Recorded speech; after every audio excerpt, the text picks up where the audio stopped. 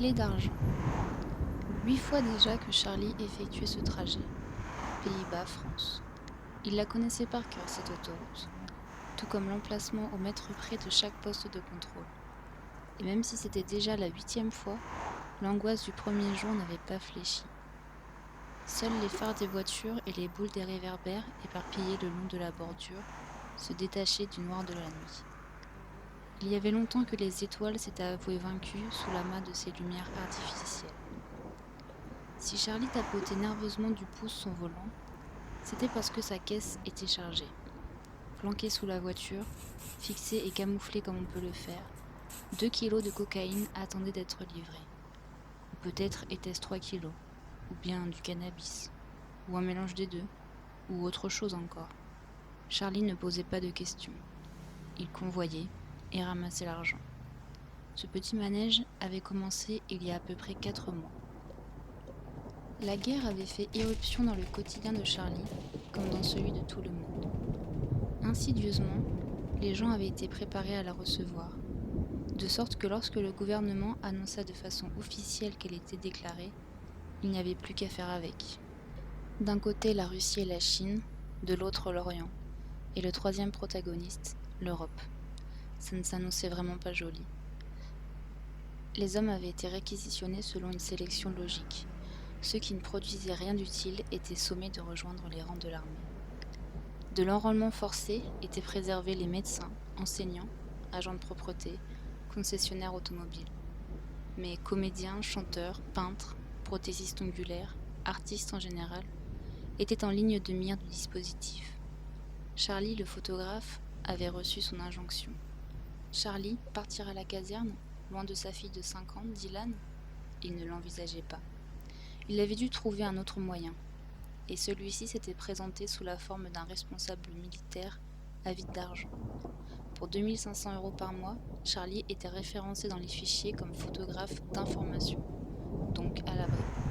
Chaque mois, il fabriquait une fausse fiche de paye émanant de La Voix du Nord, le quotidien de la région. 2 nuits à traîner dans les quartiers chauds de l'île lui avaient suffi pour trouver une nouvelle association professionnelle. Un dealer, de 10 ans son cadet, avait fini par le faire entrer dans sa combine. Chercher la cam dans la banlieue d'Eindhoven, la ramener dans celle de Roubaix. Son ex-femme habitait non loin de là, à Mouveau. Alors, quand Charlie ramenait sa fille chez sa mère, une semaine sur 2, il partait ensuite faire du tourisme néerlandais. Pour Charlie, ces événements étaient déjà bien loin. Ces convois faisaient à présent partie de sa routine, une routine faite d'incertitudes. Combien de temps encore cela pouvait durer? Combien de temps allait-il le supporter? Il s'était déjà fait contrôler, la 2e fois, sans que les douaniers ne trouvent la cachette. Se remémorant d'anciens contrôles, où il n'avait rien à cacher, il s'était appliqué à reproduire exactement la même attitude qu'il avait eue à ces moments-là. Charlie avait honte de se sentir fier d'avoir impeccablement gardé son calme à cette occasion. Évidemment, il ne pouvait se vanter de cet exploit auprès de quiconque. Il avait cessé de se demander ce qu'il faisait là. Il connaissait la réponse. Il ne restait que pour sa fille. C'est son ex-femme qui était originaire du coin. Lui n'avait jamais aimé les paysages du Nord. Les terrils, les briques rouges, la centrale nucléaire des Gravelines près de chez lui, et ce ciel toujours gris. Même pour qui cherche le beau en toute chose, il était difficile de le trouver ici. Son seul réconfort était la proximité de la mer. Là, contemplant l'horizon, il pouvait s'imaginer être n'importe où. Il roulait depuis 2 heures déjà. La frontière n'était plus bien loin. La radio était éteinte. Il ne s'autorisait aucune distraction. Soudain, il aperçut un attroupement caractéristique au poste de péage qui se rapprochait. Les douaniers étaient là. Charlie jura intérieurement et se mit à prier des dieux auxquels il ne croyait pas. Il ralentit imperceptiblement son allure. Quelqu'un de chanceux, laissa-t-il échapper de sa mâchoire serrée. Oui, c'est bien ce qu'on lui avait toujours dit, qu'il était quelqu'un de chanceux. On le lui en avait gratifié quand petit, il avait trouvé un billet de 200 francs dans le caniveau. Quand il était tombé au bac sur le seul sujet qu'il avait révisé. Quand il avait rencontré celle qui deviendra sa femme lors d'un voyage. Et plus tard, quand sa superbe fillette était née en pleine santé. Quelle chance tu as de vivre de ta passion ? lui disait-on encore quand on apprenait son métier. Le militaire véreux lui avait signifié la chance de tomber sur quelqu'un d'aussi arrangeant. Et même le petit dealer de poudre lui avait fait remarquer la chance qu'il avait de vivre dans un coin propice à se faire du blé si facilement. Arrivé au niveau de la barrière, un coup de sifflet retentit. Le cœur de Charlie s'arrêta comme si cela avait le pouvoir de figer le temps. La voiture à sa droite se rabattit pour se garer. À lui, les officiers firent signe de continuer.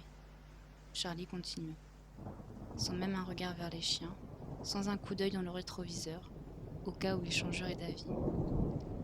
Il fila vers le pays pour lequel il s'était juré de ne pas combattre. La marchandise larguée, le convoyeur du dimanche empocha son cash et reprit la route pour rentrer chez lui, près de Dunkerque. Encore de la route.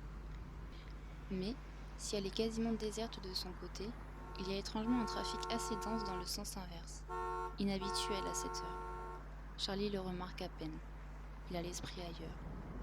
À la fois soulagé que le transport se soit passé sans encombre, et anxieux déjà à l'idée de la prochaine fois. Il revoit le visage de sa fille quand il l'a remise à sa mère, il y a plus de 6 heures. Certainement, elle vaut le coup. Existe-t-il quelqu'un qui ne comprendrait pas pourquoi il fait tout ça ?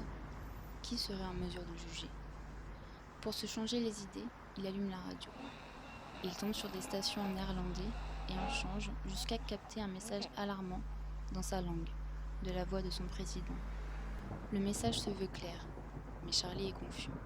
Il est dit que l'offensive étrangère sur le sol français continue, que la population doit impérativement s'abriter en sous-sol. L'offensive continue, mais quand a-t-elle commencé au juste ? Charlie a le temps d'entendre un sifflement lointain, un impact tout aussi lointain, une explosion. Puis un autre sifflement, autre impact, autre explosion. Le ciel de minuit s'illumine enfin totalement. Rouge, orange, jaune, gris. Sonné, Charlie perd le contrôle de son véhicule et vient s'écraser contre la barrière, tandis qu'un nuage toxique court déjà dans la plaine. Les gravelines ont explosé.